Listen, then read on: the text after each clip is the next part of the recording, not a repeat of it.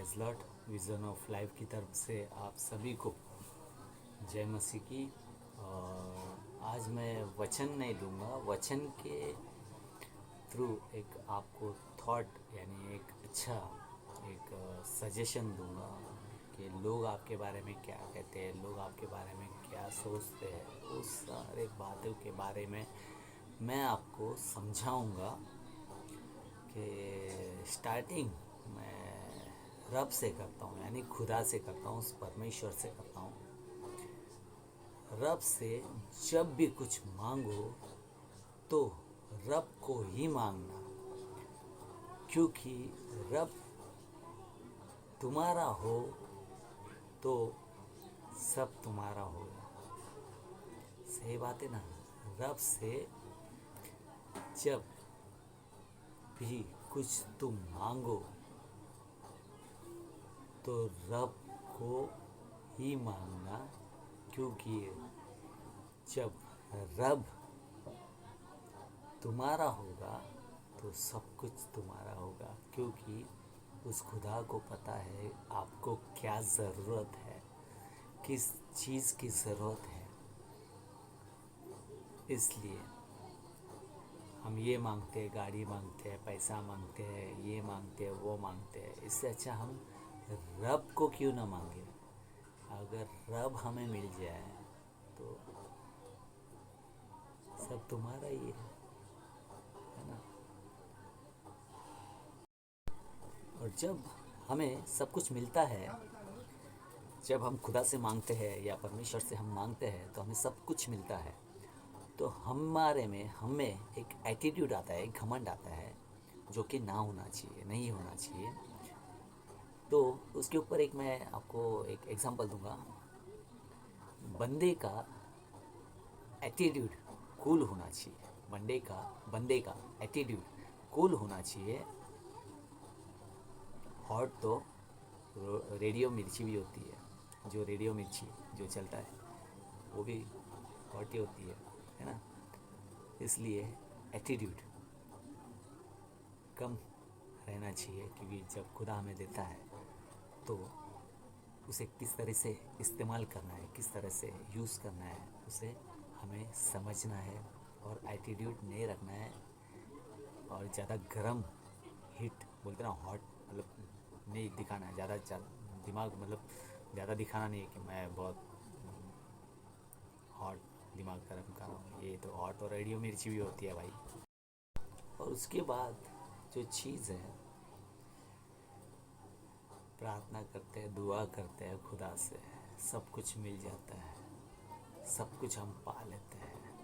Attitude आता है, घमंड आता है, बाद में सब कुछ खो जाता है, घूम जाता है, फिर उसके बाद हम फिर से उसी पोजीशन पे आ जाते हैं। तो इसलिए कदर करनी है तो जीते जी करो, चाहे गरीब हो, चाहे अमीर हो, चाहे वो भिखारी हो, चाहे वो रास्ते पे कोड़ी हो। कदर करनी है तो जीते जी करो, क्योंकि अर्थी उठने के बाद, अर्थी उठते वक्त तो नफरत करने वाले भी रो पड़ते हैं। मैंने क्या कहा? कदर करनी है तो जीते जी करो, अर्थी उठाते वक्त तो नफरत करने वाले भी रो पड़ते हैं। अर्थी उठने के बाद नफरत करने वाले भी रो पड़ते हैं, तो फिर मतलब क्या है ना। तो कदर करनी है तो जीते जी करो, गरीबों की मदद करो, कोड़ियों की मदद करो, जो परेशान है, जो तकलीफ में है, जो उनकी मदद करो। ओके।